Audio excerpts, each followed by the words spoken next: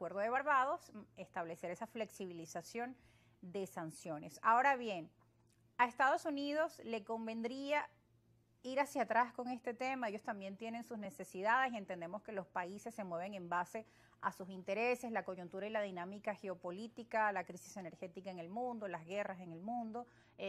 También ellos tienen su proceso presidencial y, como decíamos, si hay pues mayor problema económico en nuestro país, pues también aumentará la cantidad de migrantes, que es otro de los problemas que hay en la región y que también Estados Unidos tiene una importante cantidad de migrantes venezolanos. Y hasta el día de hoy, la vicepresidenta Delcy Rodríguez dijo que de reanudarse ese tipo de sanciones ya van a suspender en el mes de febrero, a partir del 13 de febrero, si dan paso en falso a intensificar la agresión económica. A partir del 13 quedan revocados de manera inmediata los vuelos internacionales para repatriar a los venezolanos de Estados Unidos. Yo, por cierto, no entiendo esa amenaza. Pero además ponen febrero. Yo entiendo que Venezuela debe ser la primera interesada porque sus hijos que se han ido por necesidad y que han tenido que pasar la roncha, hay que ver lo que es pasar la selva del Dairén, terminar en el Río Bravo, terminar luego en un refugio, toda esa situación que están viviendo los venezolanos. Es a Venezuela al que debiera, si el gobierno tiene alguna sensibilidad, esa sensibilidad que gargarea todos los días, el gobierno es el que debía facilitar la repatriación de sus nacionales para que vengan, por lo menos, a malvivir aquí, pero a vivir en su patria. Yo no entiendo sinceramente cuál es la amenaza de él si es que no van a repatriar a los venezolanos. Creo que eso se revierte contra el propio país, porque además hay que ir a la causa profunda de lo que ha sido esta migración o este éxodo desordenado que hemos tenido en los últimos años y que ha llevado fuera de Venezuela a más de 8 millones de personas, que han llevado, mira, fuera de algunos privilegiados, los demás han sufrido, bueno, y todos los días tú ves que la prensa internacional está llena de signos de xenofobia, de agresiones, toda una cosa terrible que debería sensibilizar más bien al gobierno para buscar la manera, digamos, de reconstruir internamente un clima donde los venezolanos puedan volver a su patria, volver a vivir en su patria. Pero las sanciones es la cosa más absurda del mundo. Yo te comentaba fuera de cámara que yo no entiendo cómo Estados Unidos, la primera potencia del mundo, que sigue teniendo, a pesar de que el mundo se ha hecho multipolar, todo lo que tú quieras, sigue siendo la primera potencia militar, la primera potencia económica del mundo, puede reiterar errores que ha venido cometiendo durante tanto tiempo. Yo te comentaba a ti que cuando Obama regularizó las relaciones con Cuba, hizo una reflexión que me pareció absolutamente lógica. Dijo, tenemos 50 años de sanciones sobre Cuba y no hemos logrado cambiar, todo lo contrario, hemos logrado más bien atornillar a la dictadura cubana. Entonces vamos a probar con otra cosa. No está garantizada que esta otra cosa produzca un efecto contrario, pero por lo menos probar, hacer buena la máxima de Einstein, que tú no puedes esperar resultados iguales haciendo las cosas, resultados distintos haciendo las cosas iguales. Claro. Entonces es un poco, yo no entiendo tampoco qué beneficio le trae a la oposición venezolana, por ejemplo, solicitar que se mantengan o que se incrementen las sanciones, cuando todo el mundo sabe que esas sanciones recaen sobre la parte más desvalida de la población y cuando todo el mundo sabe que esas sanciones lo que sirven al gobierno es para justificar todo el desastre, la destrucción económica que habían producido antes de las sanciones y que acabaron con PDVSA y que acabaron con el sistema eléctrico y que llevaron el salario de los venezolanos prácticamente a cero. Entonces, ¿cómo tú, oposición, que te propones además ser gobierno o que tienes en tu vía electoral y alternativa ser gobierno, vas a estar pidiendo que se incrementen las...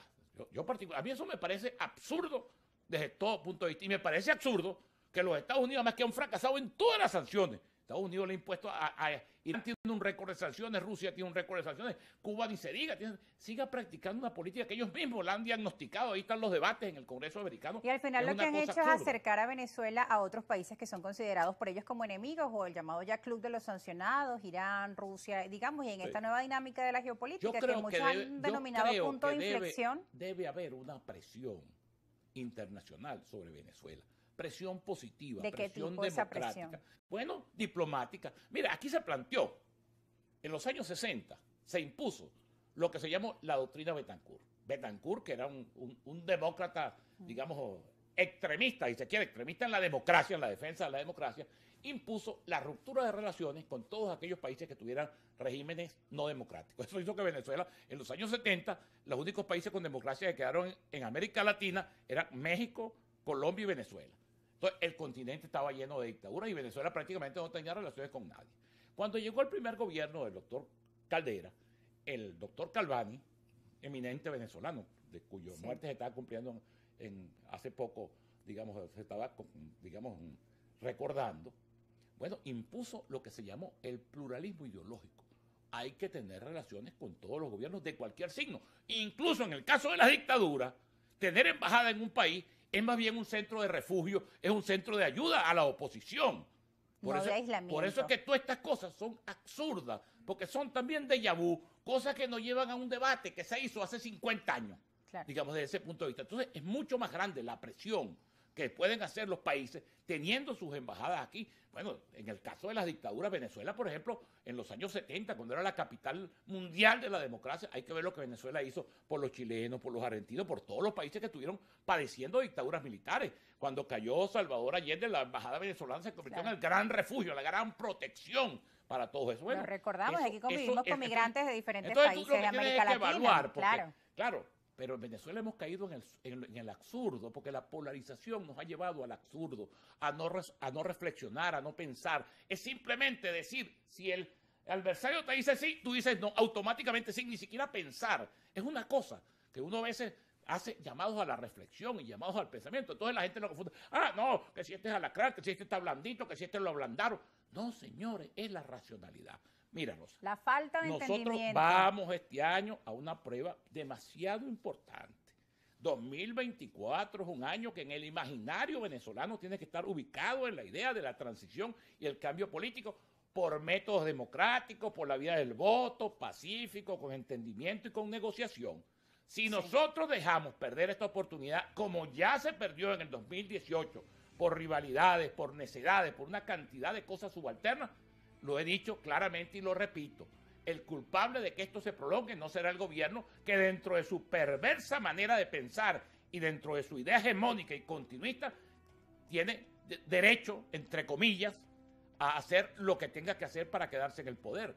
Ahora, somos nosotros, los demócratas venezolanos, los que queremos un cambio, los que queremos que este país cambie para bien, para la democracia, para la restitución de la libertad, para la reconstrucción de la economía, de las instituciones, de la moral pública, los que tenemos esa responsabilidad. Si nosotros, si en un país donde el 80% de los venezolanos, incluyendo parte de los chavistas, dicen que quiere un cambio, ese cambio no se produce por vía electoral, ¿quién es el culpable? Somos nosotros, como fuimos culpables de que el chavismo tenga hoy en día 16 gobernaciones. Bien, disculpe que le interrumpe, pero me están diciendo que tenemos que ir a una pausa. Ya regresamos con más argumentos, no se aparten.